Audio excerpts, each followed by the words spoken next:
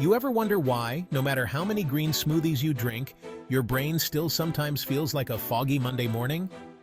Yeah, me too. And here's the thing, it's not always about the kale.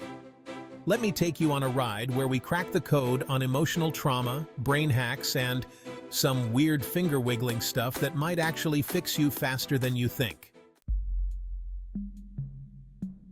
So here's the reality. I was raised in a world where if you feel bad, you take something to make that feeling go away. Pills, therapies, anything to silence the storm. Turns out, that's not always how it works.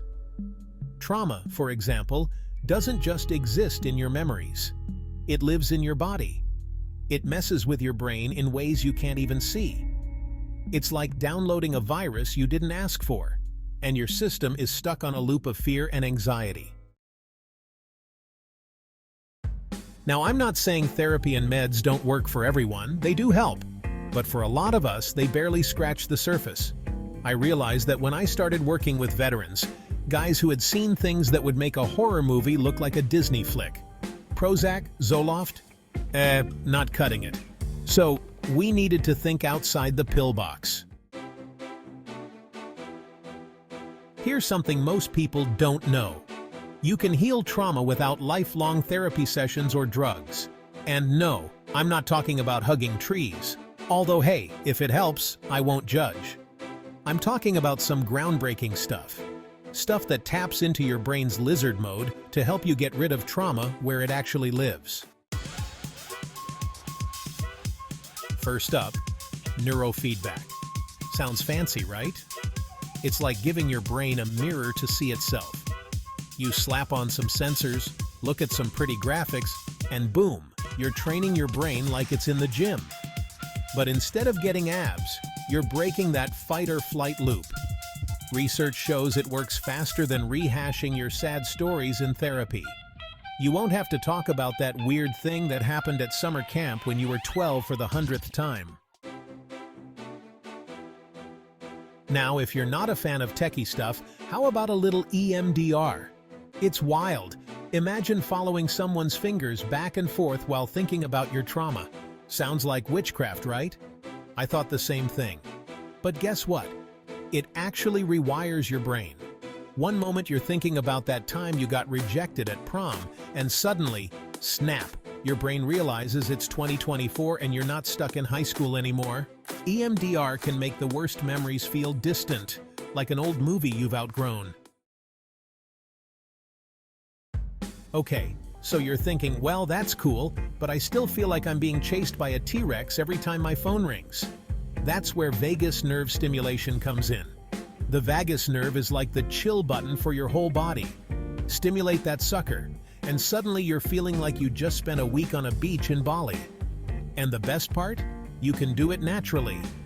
Breathing techniques, yoga, and even humming can calm that nerve down and turn your anxiety dial from 11 to a cozy 3. Next, yoga. I know what you're thinking. I'm not flexible enough for this. Hey, neither am I, but you don't need to be doing backflips. Yoga is less about getting that perfect downward dog and more about learning to feel safe in your own skin. Trauma makes your body feel like it's stuck in danger mode. Yoga gives your body permission to chill.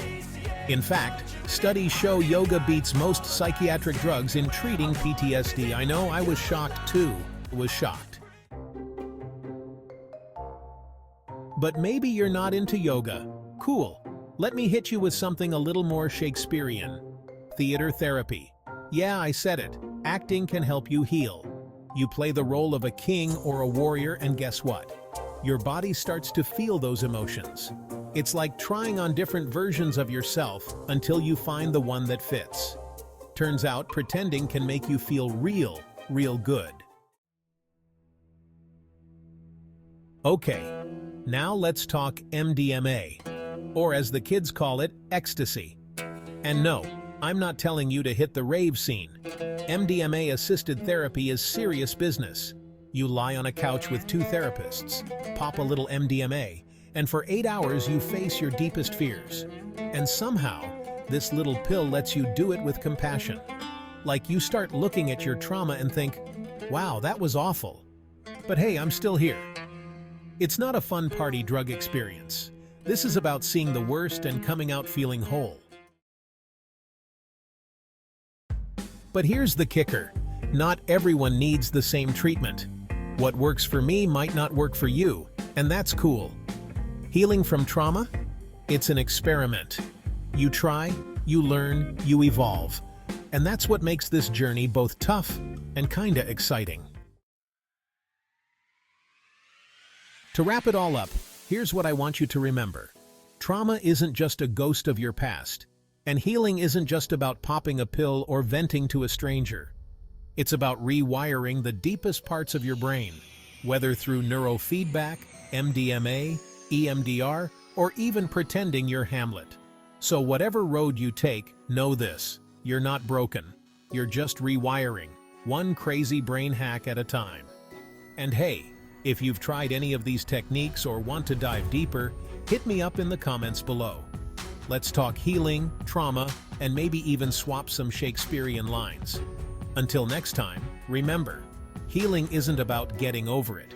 It's about living fully, despite it. Outro music plays, end screen with social media handles and call to action to subscribe. Make the background music happy.